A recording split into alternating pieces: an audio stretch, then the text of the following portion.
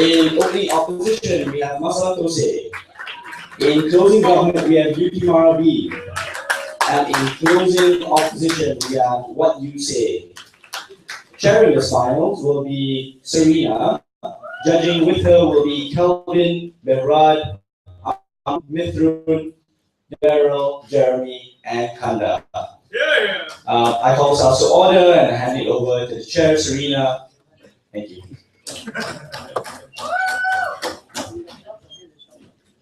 Alright, so the motion that this house prefers a war without organized religion. Now I invite the opening government, Prime Minister, to address the case.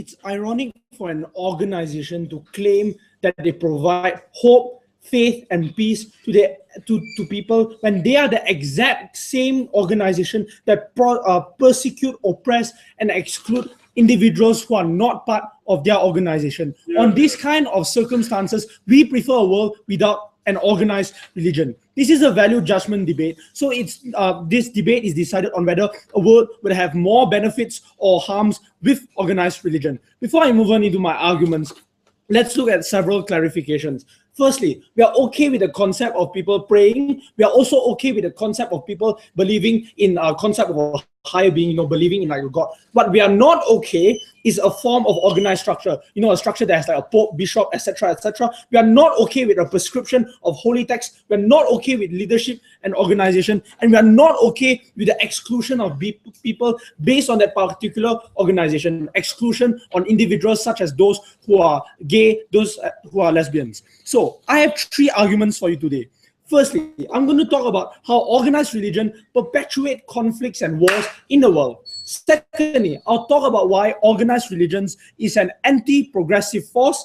And thirdly, I'll explain to you why organized religion forces that particular religion on that individuals and indoctrinate those kind of individuals ever since they are young.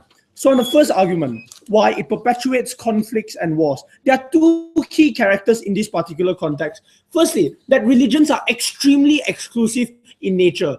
What does this mean? It means that you have to be part of that particular religion, and you who are not part of that religion are considered alien and enemies. But secondly, we also tell you that organized religion's main element is actually to propagate the religion. How do you propagate the religion? They always spread through other means, right? Like they spread through education. They always evangelize to groups such as indigenous cultures, etc.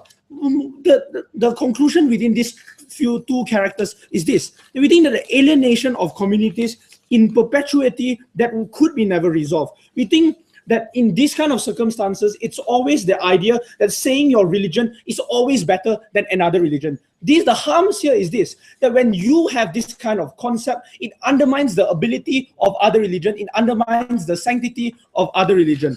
What are we talking about? Sit down, I'll take one later. We are talking about the nature of religion, in which a lot of religion tells you that you have to defend your religion. If you are not defending your religion, you go to hell. In order to go to heaven, you must defend your religion. That's why they always defend arguments of rhetorics of other religions as a whole. This kind of concept caused massive war. For example, we have seen like in the ancient times, you have the Crusaders where the Christians fought against the Muslim, and in the more modern day, right, it's basically terrorism and ISIS as a whole, in which they oppose even Shias and Christians. We think that this kind of wars dehumanizes people of other religion. For example, religions look to non-believers as aliens. Like this is practically seen between ISIS and their rhetoric. But secondly, we give you another example of Bosnia and Serbia in the Bosnian-Serbian war. Those individuals have the same culture and same language, but one massive difference, a difference in religion, in which you have Christians and you have Muslims. This particular religion divided the entire community there until they are so fractured. Before I move on into my second argument, yes. So, a person who personally believes in God will still think that people who believe in God will go to heaven, right? We're not as part of organized structure or Yes. What is the time for the change? No, okay. We tell you that sure, you believing in God is one thing, but if it's an organized religion, for example, you are like, let's say you are reading the Bible does not necessarily mean you have to opt in into like the system of the Pope, right? You don't have to go through like stuff like papal infallibility or all those kinds of things. It certainly means that you don't opt in into such kind of power structures as a whole. But on the second argument, we are talking about religion, organized religion as an anti-progressive force in the protection of human rights. Two key characters here. Firstly, that organized religions are archaic in nature, in which most of what they believe is now not relevant in the current status quo right now. We tell that like religions that oppress women, religion that oppress LGBT rights, those are the kind of examples of concepts that are not relevant in the world today. But secondly, the second character, we tell that organized religions are extremely dogmatic in nature, in which you cannot change the prescription of a Bible or a particular Quran. It can never be changed. Why is it so? Because they believe that the Quran and the Bible are direct words from God, right? These kind of concepts are a source of oppression within the more modern world. We think that people of this kind of group always associate themselves with being pious, in which the believers of that particular religion must accept all core tenets of that particular religion. What does this mean? This means that he can't pick and choose ideas. If a person opts into Catholicism, he can't say that I accept LGBT right, I accept sit down, I accept contraceptive. They must opt in into all the core tenets that they must follow regardless. We think that this causes discourse and change to never ever happen, because religion don't have to justify anything right now, right? Because they believe that in their context is always the word of God. There's nothing else you can oppose the God of word, so the word of God, so they don't have to justify anything. And moreover, we don't think that these individuals would change their mind, because we think that God is always the final word in their concept. For example, the papal infallibility, where every single individual cannot question whether the Pope is right or wrong. But even if side opposition tells you that there will be progress to a certain extent, in which they tell you like, progress, such as progress in terms of accepting right, we think that these are very slow progress and it takes centuries to actually change those particular ideas. What does this mean? This means that in those long periods of time, you could have provided that rights for discriminated people, but you can't even do so. But even if they also tell you that there are reformations within religion, we don't think reformation in religion actually function in the first place, because reformation within religion, they opt out of a particular religion and they form their own their own denomination and form their own power structure inside, in which they have their leader and all the people followers. So we think that their own power structure there is even more harmful. But on the third argument, while organized religion is a structure that forces its beliefs on its people. Because let's recognize that once religion is organized, it will always undertake political and legal objectives as a movement, in which they will always maximize the religious rights in the particular country they're in. What are we talking about? We're talking about when majority of a society is of a particular religion. It forces the states to take that religion as the official religion of the countries. We're talking about Islamic states in Arab and Jewish state. This is very harmful because it oppresses non-believers, in which the laws of the countries are dominant by the sentiment of the religion. For example, in Philippines, when you have like a reproductive health bill, which doesn't allow like contraceptives because of the massive influence of Catholicism. But B, you cannot opt out of the mechanism, because religion is like perpetuated through education and political reform, in which every single child would be indoctrinated ever since they are young via education. For all those reasons, we're very proud to propose.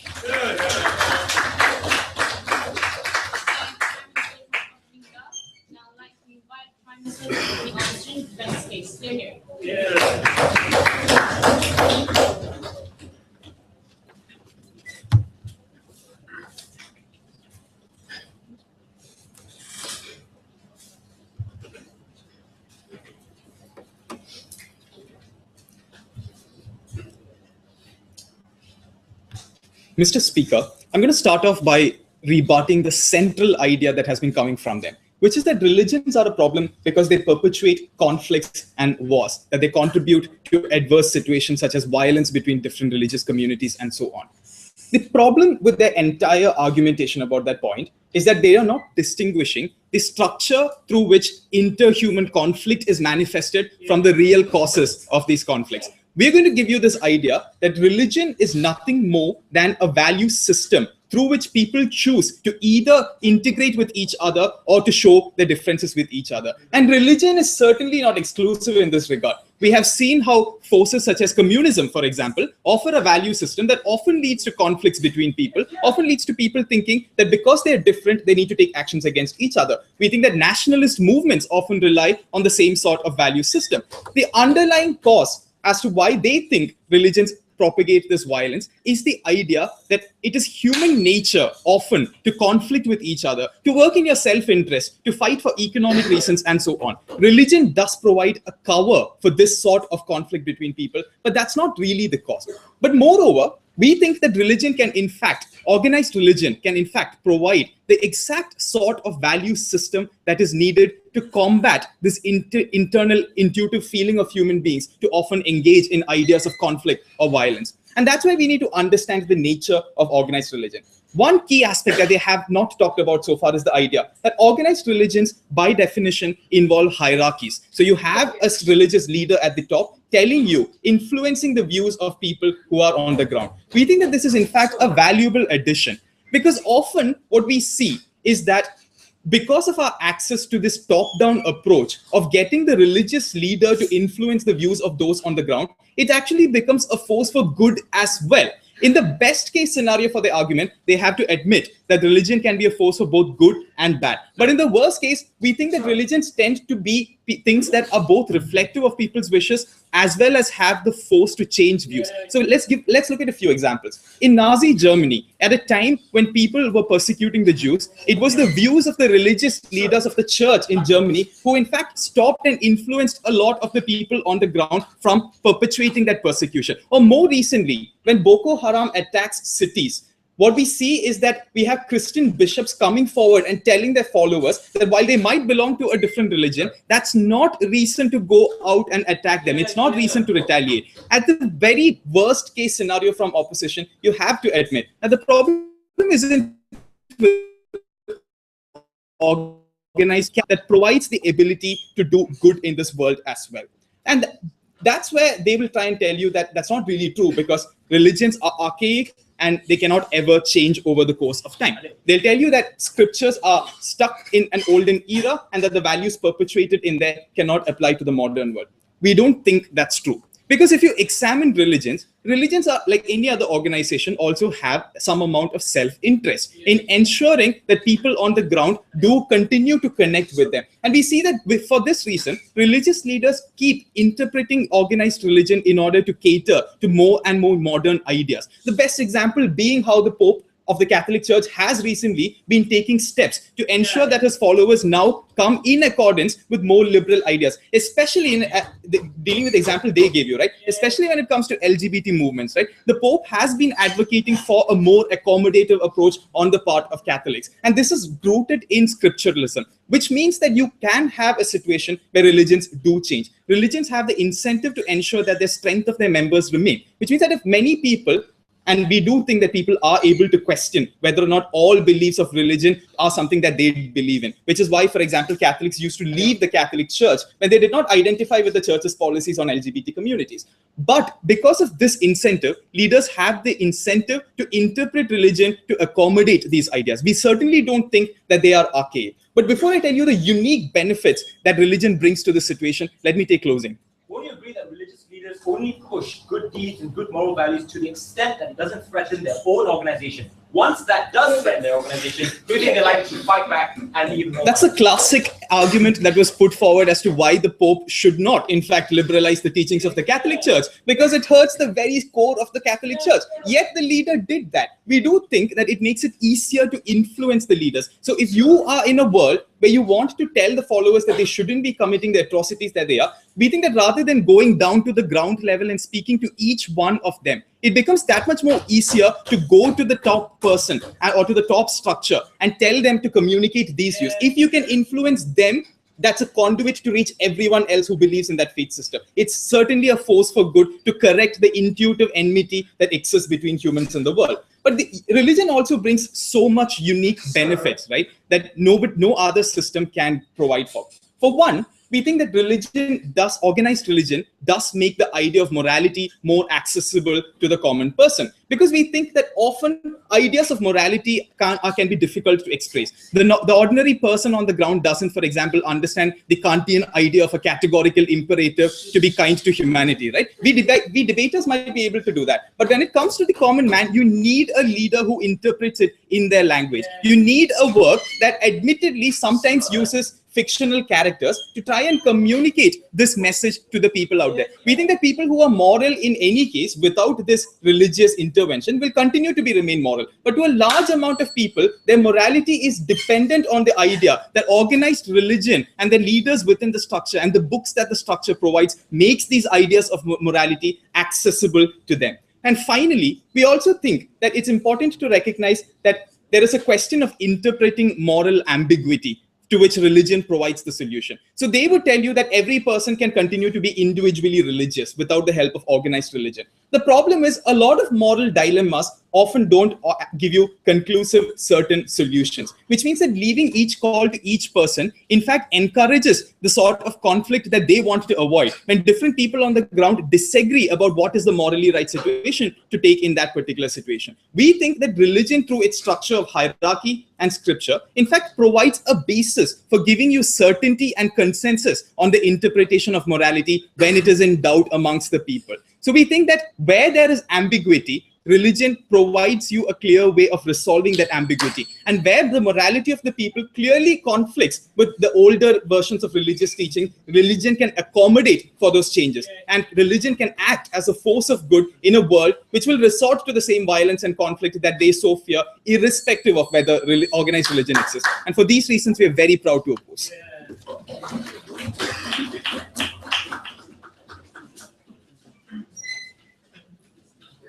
Prime Minister for opening our session. I'd like to invite the Deputy Prime Minister to opening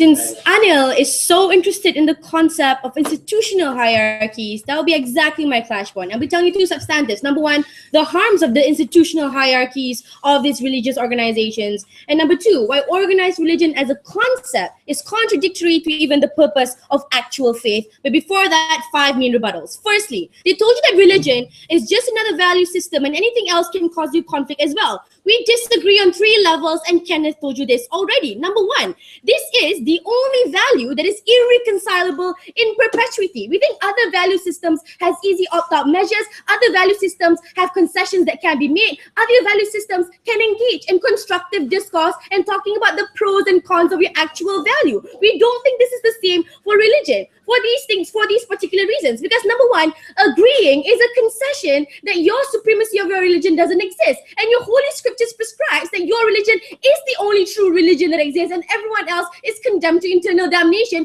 Therefore, agreeing is something that cannot happen until we have moderates who actually are derogating from organized religions and are going against the words of their churches and etc. But secondly, we think the method of interaction between these different value systems will always be hostile in nature. We told you this in Kenneth's speech, because the main tenet of all organized religion and their purpose is to always convert people and propagate their gospel. That's the only way in which our organization can sustain ourselves. So the mode of interaction between believers and non-believers will always be such that my belief is supreme. But if another person already has their own religious belief system, they will also believe that their religion is supreme. And the call of action when you're faced with this kind of rhetoric is to always defend your religion. This is an irreconcilable value system. That means you must always fight. You must always be hostile. We say that it's unlikely so when it comes to communism and things like that. Why? For the third reason, because the barrier to exit for this value system is extremely severe. Because if you're under communism, but if in times of war and hostility, the cost is your life, people will say, hi, I want to preserve my life and therefore I want to opt out of this value system.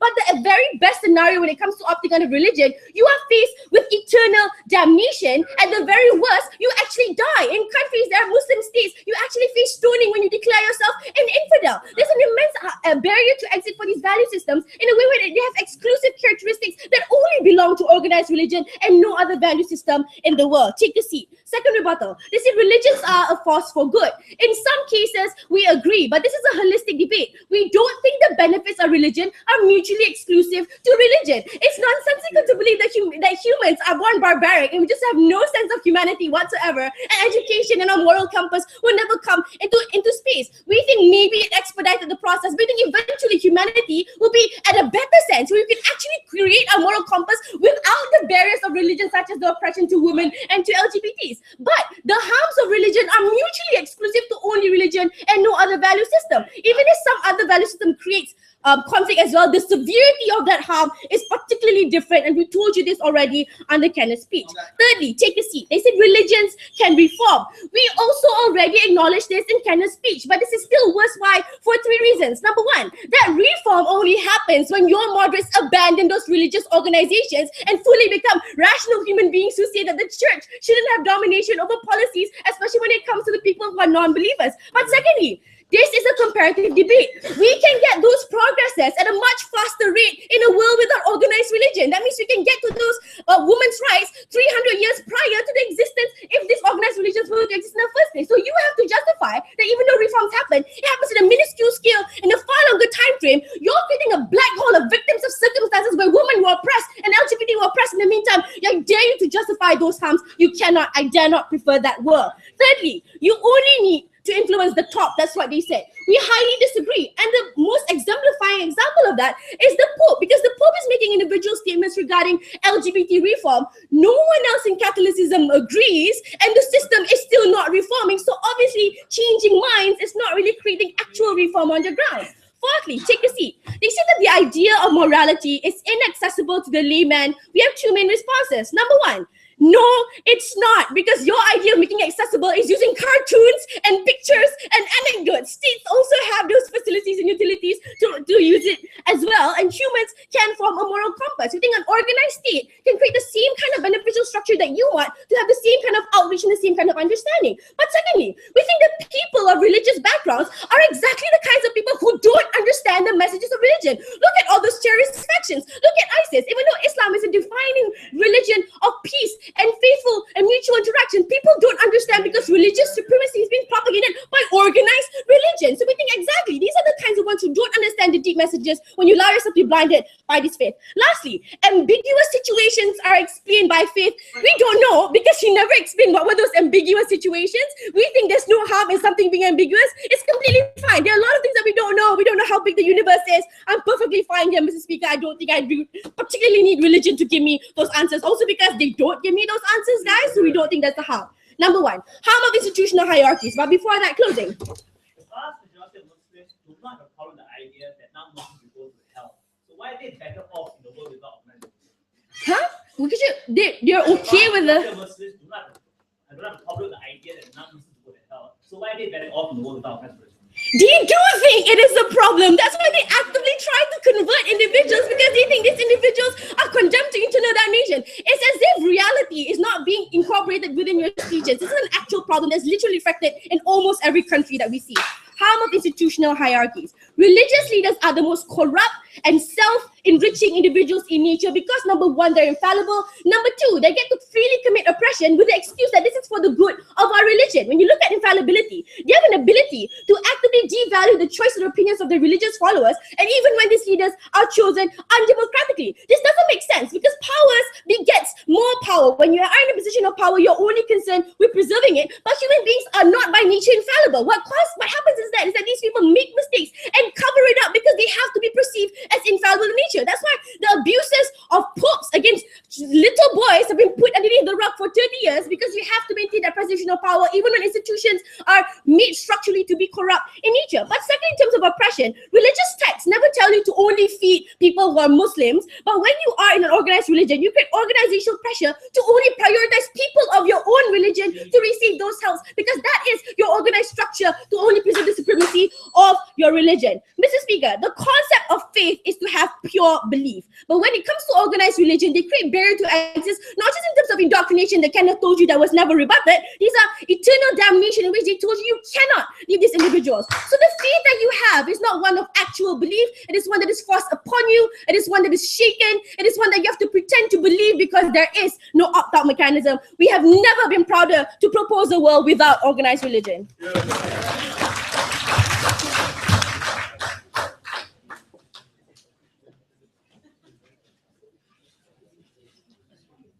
Thank you, Deputy Prime Minister, for opening government. Now I'd like to invite Deputy Prime Minister.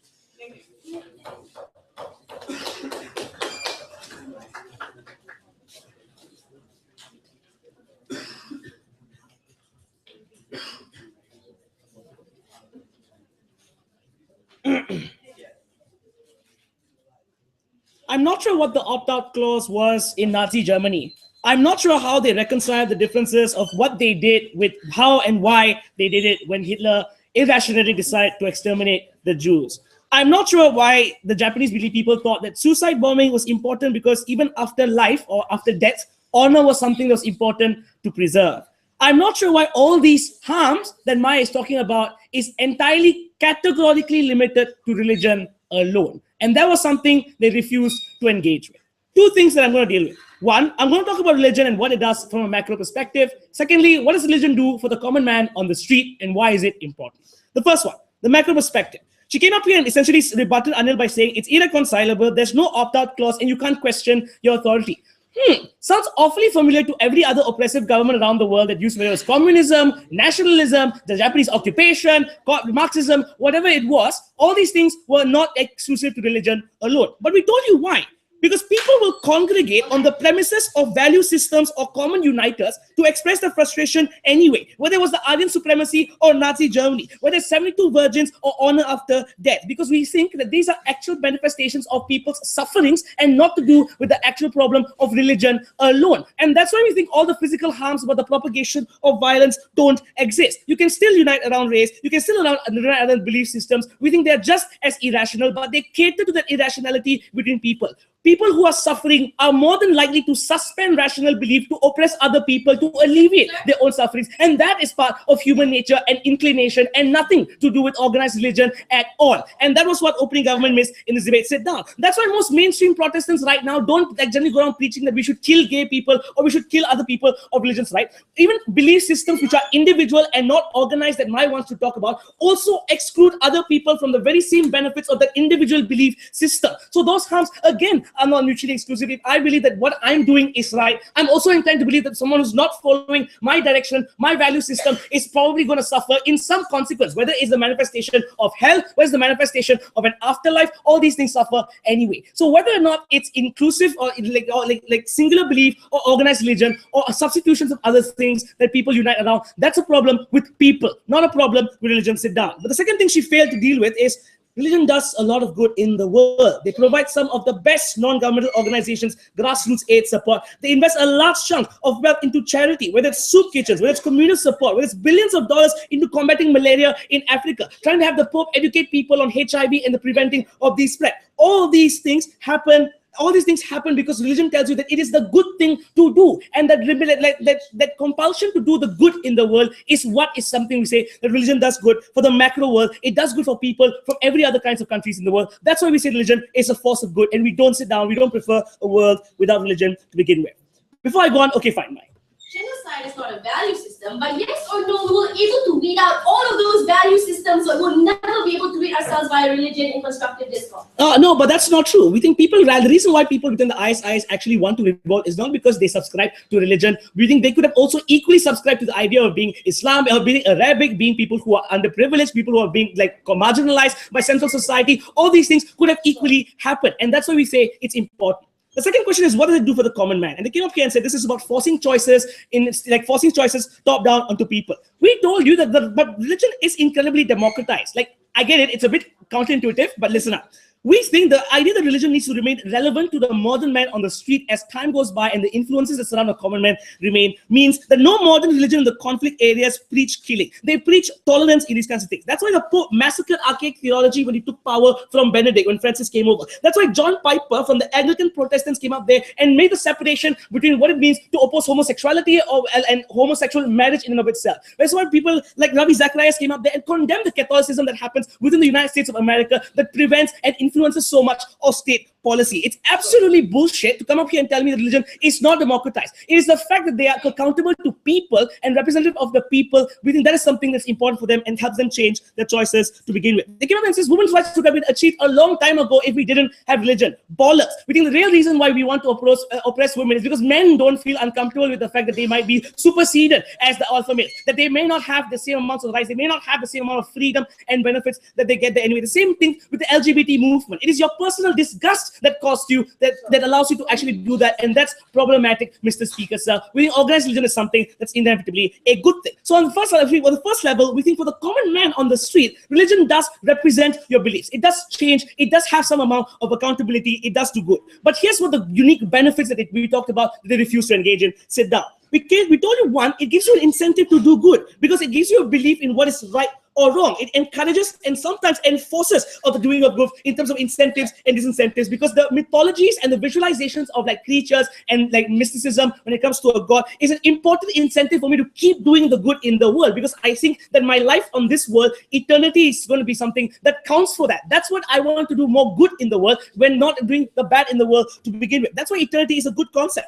But secondly, because doing good in the world in many times comes at the cost of my own personal happiness. It comes at the cost of my own self-actualization. That's why religion gives you that push in the direction that says, even if it does come at your own cost of your own money, even if it does come at what's commonly known as human rational logic, you should continue to help poor people. You should continue to go, if you're a doctor, you should continue to go around helping people, even though you may die, Mr. Speaker or Madam Chair. That's why we say religion enforces the doing, or not enforces, but incentivizes the kind of good behavior that no other unique system does ever. Because religion, at its heart, needs to manifest good in its scripture. The fact that you should do good, and this is the reason why you should subscribe to this religion, because we are good. That may vary in the way it manifests to actual people on the ground, but it has to always come back to the central focus of doing good for the world. That's why we say it forces, encourages, and incentivizes people to do good in the world that no other religion can. The third thing we came up here and told you is that it gives people solace and purpose in life. It's very difficult for us to answer existentialist questions when it comes to how we were made, how we were born, what is the purpose of our lives, and the directions we're supposed to take. But the point of religion, it tells you that someone is watching over you and that the deeds that you do count for something. It tells you that you can always find solace in a higher authority and there's always a plan in where you are going. There is comfort and solace to the average man on the street that no other organization or no other manifestation ever will provide to the people. And this is a large part of the moderate religious, or moderate amount of organized religions that we don't see in the media, that we don't see being bashed, that we don't see in the headlines, that influences people's lives every single day to do good for the people around them, to do good everywhere in the world. Whether it's for the common man on the street or whether or not it's religion viewed from a macro perspective, we do not prefer a world without religion. We're very happy with how far we've come. We're very proud to oppose. Thanks, Deputy Prime Minister, for opening our session. And start off from the closing bench. I can invite members from the closing government. Here.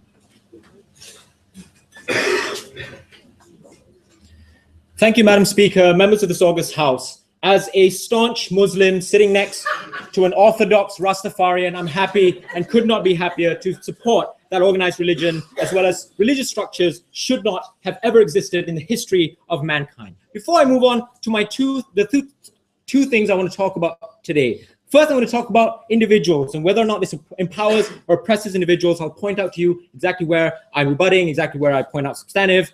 Secondly, whether or not religion causes more or less more conflict or less conflict in society? And thirdly, what does it do towards politics and policy making? I have just 3 things to clear up. First, we do not have, just because we're against organized religion, doesn't mean we have to defend all other forms of organized structures, right? So we are also against dictatorships. We're also against blind obedience to like a higher power, or, you know, et cetera, et cetera. Secondly, most of the examples that open opposition pointed out, like communism and Japan under the empire, was kind of like organized religion as well, ladies and gentlemen. Like, even though he's dead, right? Kim Jong-il is still the head of state, head of government, and head of the military. Russia under Stalin or Japan under the emperor was still asking people to like pray to the emperor or pay tax to the emperor, not be able to vote or speak out against the emperor, hang a picture of the emperor in his house, right, for good luck. All these things kind of denote organized religion as well. Lastly, this debate's not about religious concepts per se. So when Kanna came up here and talked to you about how like good religion gets, scripture makes you do good deeds, like donate to charity, those things are religious concepts. That has nothing to do with the existence of the Catholic Church or the Pope telling you to do these things, ladies and gentlemen. But even if, I'll tell you why it's better under our model. So first, does it empower or oppress individuals? Opening opposition says religion's a force for good. It tells us to do good deeds and moral values like giving charity and loving other people. It fixes negative behaviors of society like alcoholism or drug abuse. Terrence.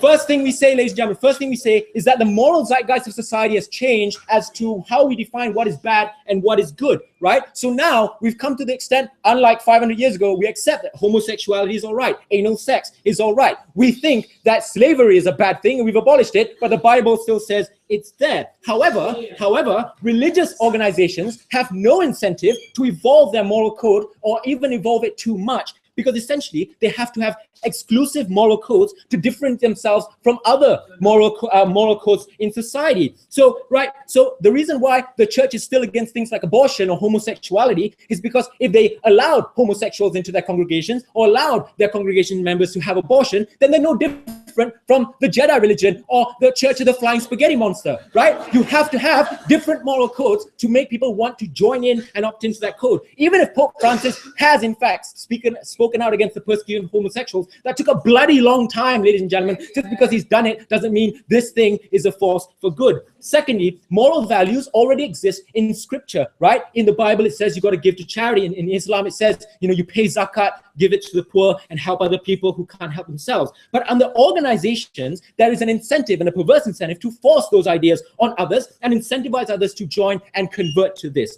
Thirdly, hang on, does this mean that if the Bible says to do a bad thing, that we should do bad things and kill other people or stone homosexuals, for example? No, it is a given, ladies and gentlemen, that violence is wrong. They completely ignore the intrinsic ability of human beings to rationalize what's right and what's wrong, to know that when you hurt another person, it's just wrong. When you take property that's not yours, it's just wrong. We drafted the Human Rights Charter. The French Revolution overthrew the monarchy because we believe in democracy and the power of the people. We give to charity because we want to help other people, or because it makes us look good. It doesn't matter. The point is, even without religion or even with religious scripture, we would still do good things. But the thing about religious structures is, ladies and gentlemen, it tells you that you must do certain things, and it even equates violence to those good things. And I'll talk to you about that right now. Sit down. Secondly, does religion cause more or less conflict in society? Opening up says, violence is not exclusive, right? There are wars between countries, disputes between football fans. All are quite pertinent to last night's game between Malaysia and Singapore. Firstly, we say religion gives a free pass to violence that no other structure can give. Because firstly, when governments go to war, they have to rationalize that to people. People vote governments in. People can have referendums to stop wars or to stop bad things. You can't speak out against the Pope because the Pope just says, I'm doing this for the sake of religion. When Sunni militants like IS want to persecute Coptic Christians and Shiites, for example, they use the rhetoric that this is because it is in line with God's will. When we saw the troubles in Ireland, it is because Catholicism and Protestantism, because essentially, right, Henry VIII back in the 12th century wanted to have another wife, so he cut ties with the Catholic Church, and the Irish got really angry about it. Not that they're naturally not angry about anything, but the point is, ladies and gentlemen, even when people want to opt out of structures, whoever is the first religion, whoever had the first mover's advantage, will always have the monopoly over market share, ladies and gentlemen. That means that because Catholicism was the first type of Christian denomination, it will always be the biggest church in the world, because anyone else who branches off is seen as a pariah. It would take 50 to 100 years for him to garner enough people to have like a safe zone for him to go to, which is what the Anglican Church now is. But the fact is, ladies and gentlemen, the religion gives you that ability to violate other people's rights as well. And conflict is even more exacerbated because religion is so intrinsically identified. And because human beings are naturally communitarian, we want to opt into a club. We want to feel a part of a larger social group. So we would fight for that with our lives, ladies and gentlemen. And religion makes that worse because you're doing it under a name or under the virtue of a God whom you cannot question, whom you cannot vote out, or a pope that you can't do the same. Yes. So does capitalism or ideas of communism. The analogy you have to draw is not to tell us that dictatorships are different from organized religion, but that any sort of political ideology is different from organized religion. Are you okay with a world without political ideology? No, it's not political ideology. It's about the way in which that ideology is given. So yeah, we'd say dictatorships are same like organized religion. God's the dictator, the Pope's his like middleman. You can't vote any of them out. You can't question any of them. Ladies and gentlemen, we're happy to say that. Now, 2 points. First, in a world without organized religion, it will be harder for us to persecute or discriminate individuals. If everyone had their own version of the Bible or the Quran, and everyone like thought about their own ways of how to like interpret those kinds of wordings, it's harder for us to call out against homosexuals or call out against people who are lesbians, for example. The reason why is because you don't have like a huge power structure, like 50,000 members of the Catholic Church in order to persecute. So if someone's homosexual and I don't agree with him in our world, it's like, I don't agree with you, but I don't have like 50,000 people behind me saying you're shit, right? Under organized religion, essentially, when someone says homosexuality is wrong, it's because you have the power of numbers and the power of a structure behind you, allows you to discriminate and persecute people even more, ladies and gentlemen. Now, what have we proven to you? We've proven to you, firstly, that organized religious beliefs in itself can exist in its own way without necessarily a structure behind it. The structure itself destroys the value of that religion as well as how that religion interpreted by societies. For all these reasons, we're proud to propose.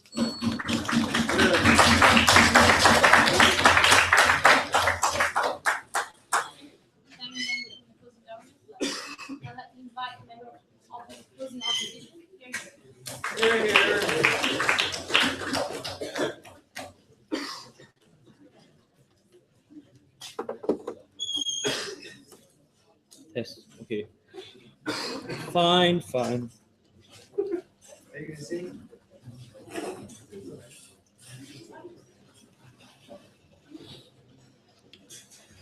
Religion is about in-groups and out-groups. Obviously, being part of an exclusive group always means you turn away and sometimes against others. In-groups and out-groups can be based on race or nationality, which you are born into and can't exercise agency over, or it can even be interest groups like debating, where, let's face it, we form disgusting cliques where we believe we're all intellectual and nothing we say actually make any difference outside in the world. Rivalries between Singaporean debaters and Malaysian debaters and all that crap that happens, that is honestly quite evil as well.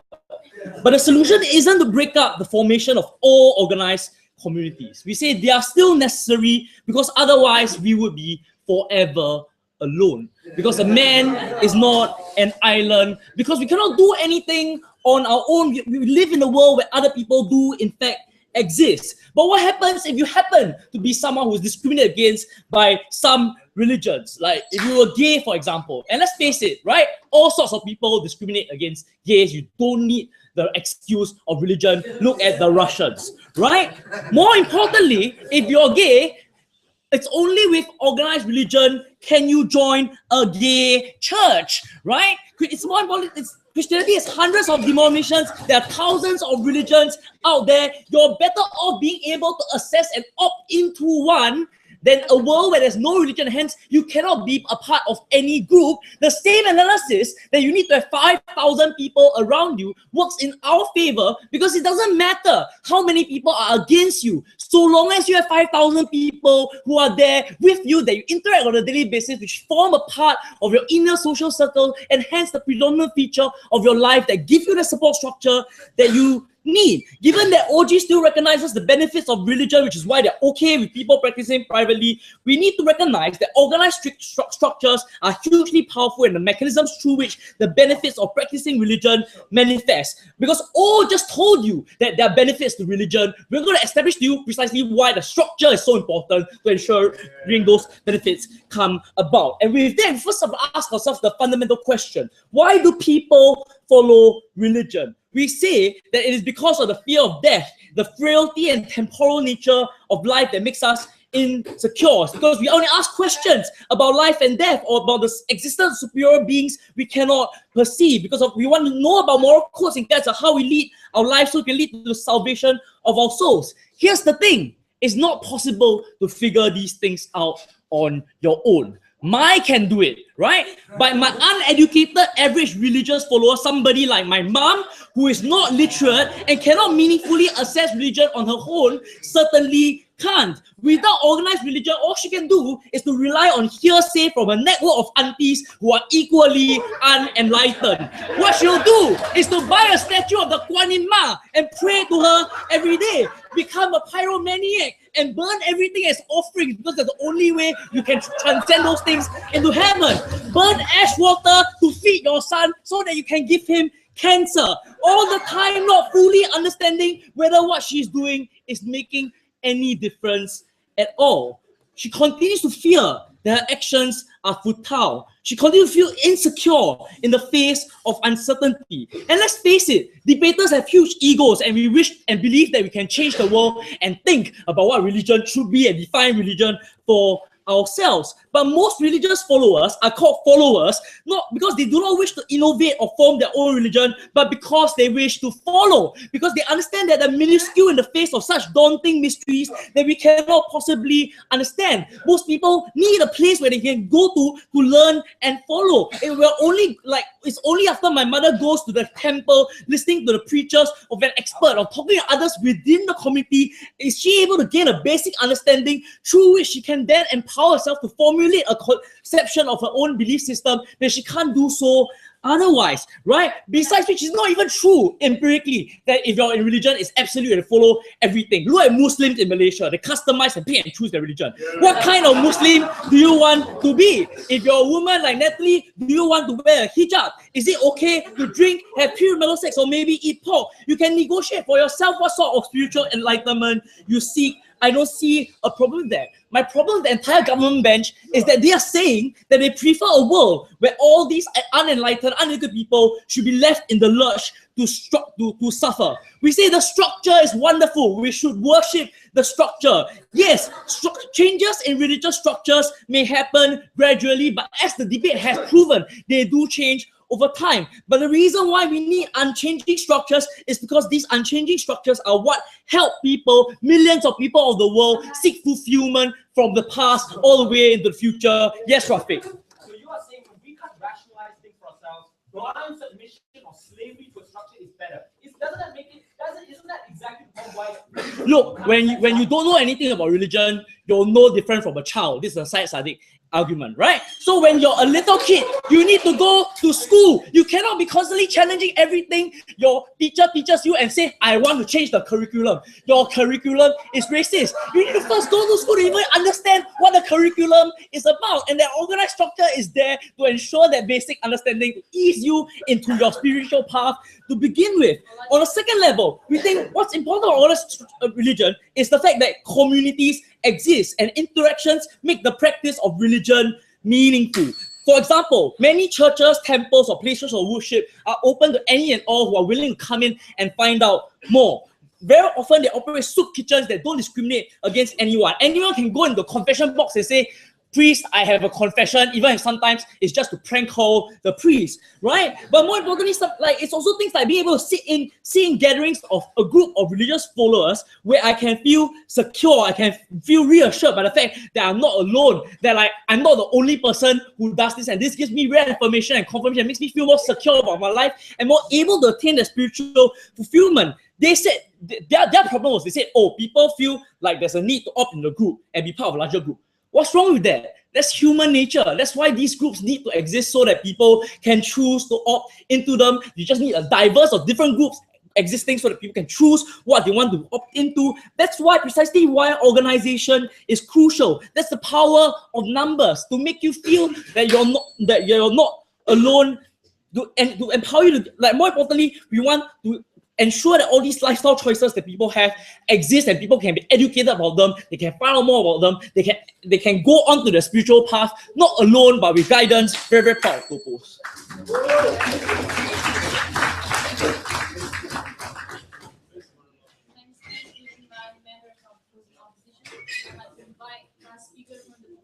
Government bench, here.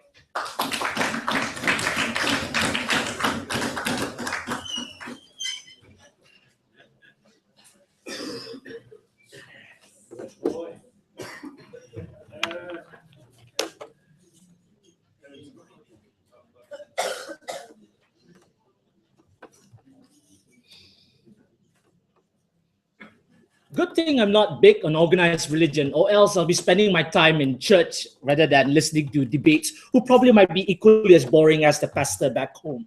But let's look exactly where is this debate gone. There are two questions we're going to ask in this debate. Firstly, can we find a conclusion to existential questions without an organization? And second of all, I'm going to answer the question, which paradigm protects and gives greater access to reinterpretation and reformation, and a lot of things that somehow were not engaged by the closing opposition from Rafiq's behalf. Firstly, can we find a conclusion to existential questions without organization? Because according to closing opposition here, is that when we question ourselves, we need to find other people who can give us answers in general, because we are lost in the middle of it, we can't do so, and apparently you couldn't Google Carl Sagan to this extent.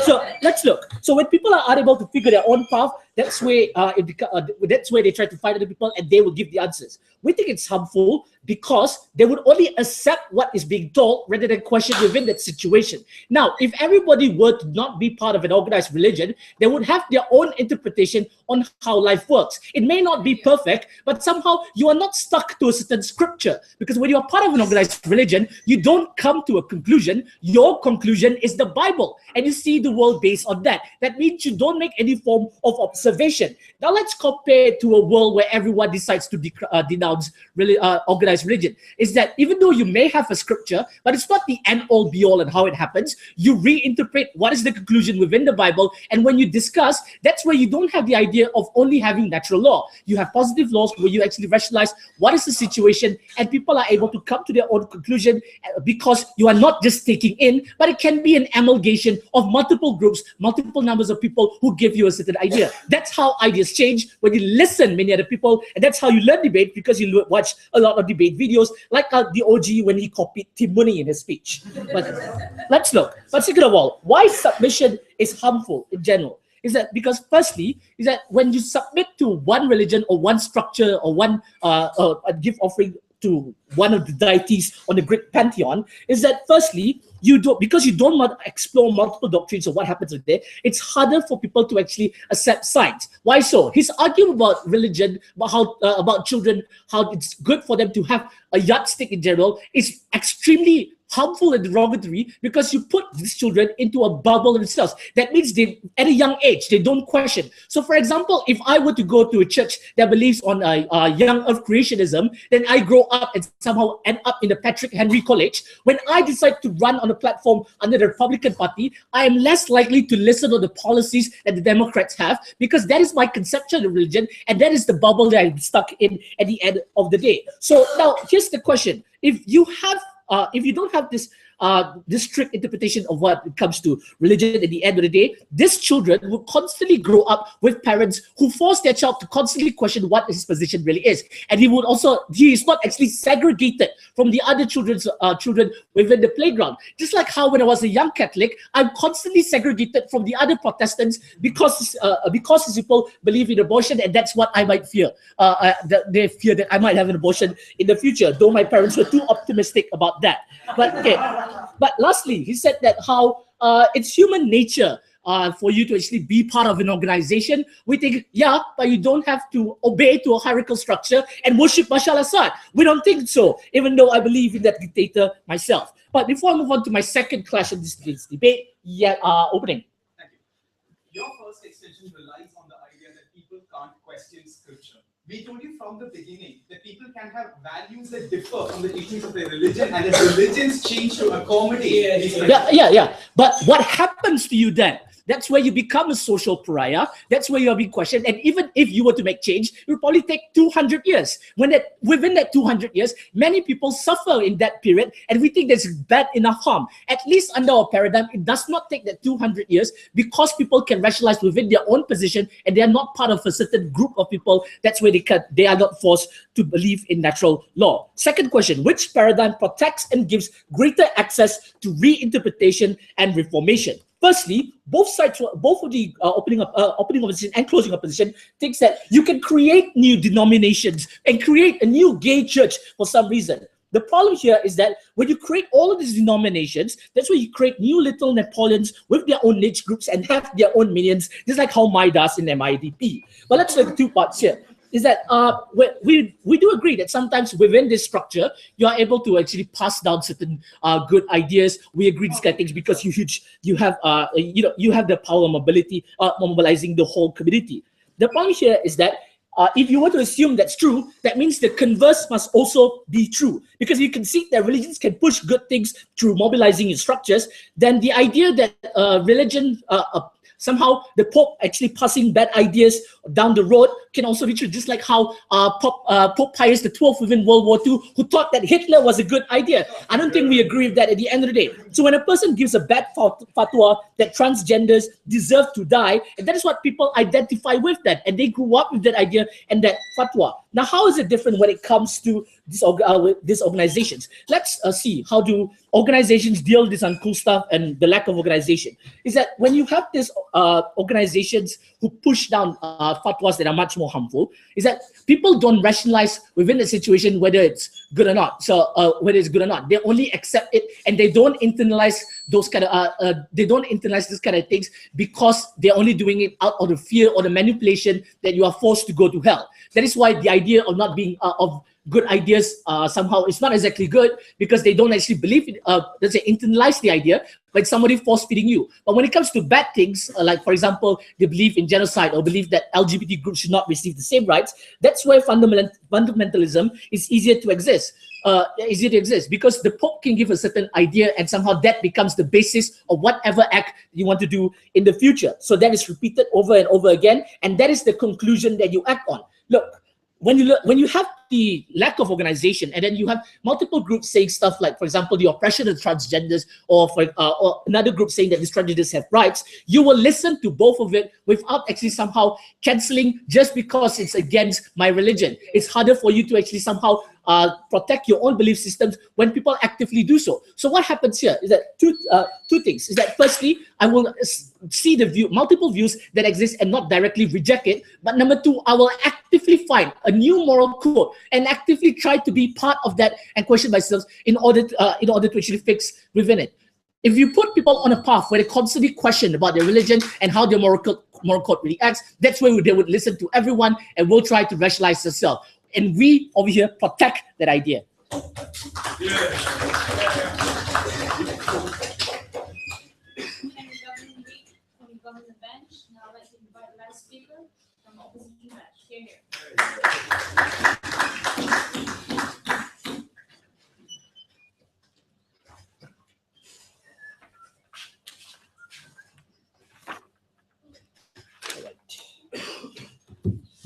Mr. Speaker, three issues. First, I'm going to look at this trend of argumentation about violence being caused by religion, fatwas, and genocide too, as we just heard from the whip. Second, I'm going to look at spiritual fulfillment, how organized religions is a better way for people to generally get spiritual fulfillment. Then I'm going to look at minority believers, people who just don't fit in, and what happens with them. So firstly, violence and the like. We would say that when a fatwa is passed, I mean, that's true in some places where the preacher says commit genocide, and people actually follow through on that and follow the order to a T, it's probably because they're not willing to believe the fatwa of his own sake. They probably are pissed off sufficiently by the circumstances they're in that lead them to want to commit acts that simply go against our own nature. We will say there are often other factors at play, and it's not just simply about religious ethics. For example, things like economic discrimination that happens in a particular society, the deprivation of political rights. When all that happens now on a great enough level, then what is a coincidence is often is like an epic has passed or fatwa has passed, and then apparently violence happens. Or we will argue that the real factors often, these are the things that are often real. So what does that mean? Even in a world without organized religion, people will still coalesce around non-religious ideologies, which often are the real reasons why they do things that's the way they do. For example, people do have coalesced around race to commit violence. Look at the civil riots in America in 1960s. People have coalesced around nationalism or regionalism. Look at the Civil War in the 18th century. People came around not because of religion, but they're simply interested in seceding from the South and the different regional views, and that's what caused violence. So unless they're going to ban the right to collective assembly, right, then any violence that already exists, which they blame on religion, is probably going to exist anyway, and we don't think that we are better off or the violence reduces necessity because we have a world without organized religion. Now, great. So now that I'm done with that. Second, guys, let's look at like the real, and I think what's interesting, spiritual fulfillment, right? The first thing I'm going to say, and this is this, that the root cause, the real reason why anyone is interested in religion is simply that they're fearful of death. They're fearful of what happens after death. It's very scary prospect, and after more often we will argue and we will submit as a proposition. People were related to gamble that a religion is right and they might find something beyond death. They simply take the view, nothing happens to me, I'll crumble into dust. Atheists are comfortable with the idea, they are. But the vast majority of people, this is why Muslims are generally religious some form or the other, or at least slightly spiritual, that they can't take the idea that when I die, I'm just dust and nothing happens to me. The idea of permanence might be arrogant, but that's what informs us and drives us to keep living our lives and find meaning. Let's say, for example, in time, and this is important, this explains why organized religion is important to getting that sense of fulfillment. Like in times of war, when people are dying, usually, what often you have is not just medical staff on the side, you also have a priest to rush in and give you that last absolution, because often they're just worried, shit, not all this time I'm drinking, you know, like the rest of my life, but I'm going to die soon, I just don't take risk, and it's a gamble. So that's how to find, generally, that's how people find fulfillment in a religion. Now, what we'll see next year is that organized religion helps people find more fulfillment than otherwise, given the motivation for religion, as I've just explained. How Alfred spent a brilliant amount of time talking about how within an organized setting, you're firstly part of a mass group of people who come together weekly, and they all share the same belief. This is very reassuring when the fact remains, even for religious people, they know there's a bit of a gamble they're taking. Like they know that generally speaking, that it's not obvious that if I die today as a Muslim, I'm not going to heaven. What if I'm wrong? What if the Christians that go to heaven? What if the Jews that go to heaven? Their fear of death and that they might be wrong is often present in their minds. So when they're part of a group, when you're part of an organized setting, when you go to church every week with fellow like-minded people who seem to believe the same thing as well, that gives them a sense of comfort. That's how they find more fulfillment than on their own. When you are on your own and you don't get to be part of an organized setting, it's very, very uncomfortable. And this is where you get absolutely very little sense of fulfillment because they're not sure whether they're right. But if you're part of a group who also seem to be taking the same bet as you, that this is the way to go and this is how we'll live longer and we won't just die as dust, then you argue organized religion gives you a way to find more fulfillment, and a world without organized religion gives you little chance of finding the same fulfillment. I'll take closing. Right, so when you lock yourself in an organized religion, you're locking yourself in an echo chamber. Isn't that exactly why it's so hard for religious people to believe in scientific facts like evolution or even support things like...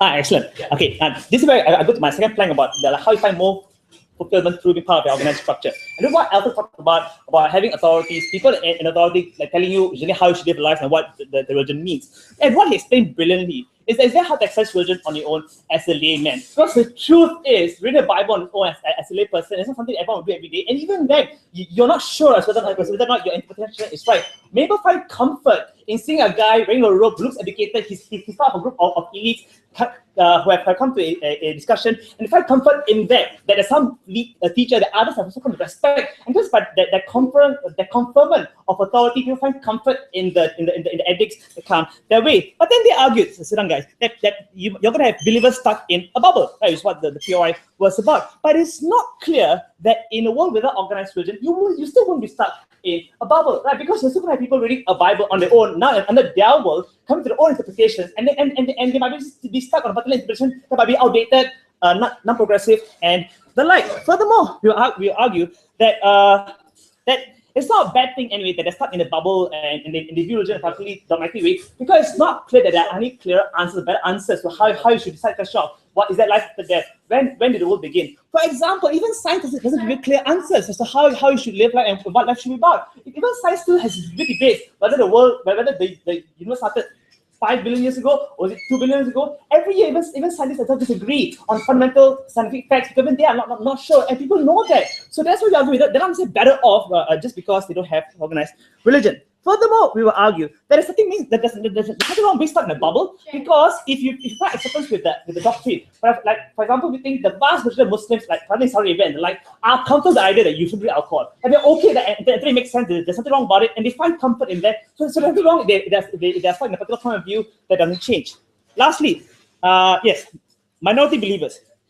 We have showed you that people who don't fit into a particular organized religion can and do have to opt out by creating their own organized groups. There are gay bishops in America who have been disowned by the Catholic Church, but that doesn't matter to the followers of those gay bishops. They have their own churches, they have their own organized structure, they have their own sermons, and they find comfort in that anyway. So ultimately, given that, as here we already explained, religion does reform, but more importantly, minority believers can still find their own meaning through organized structures that they have to on their own.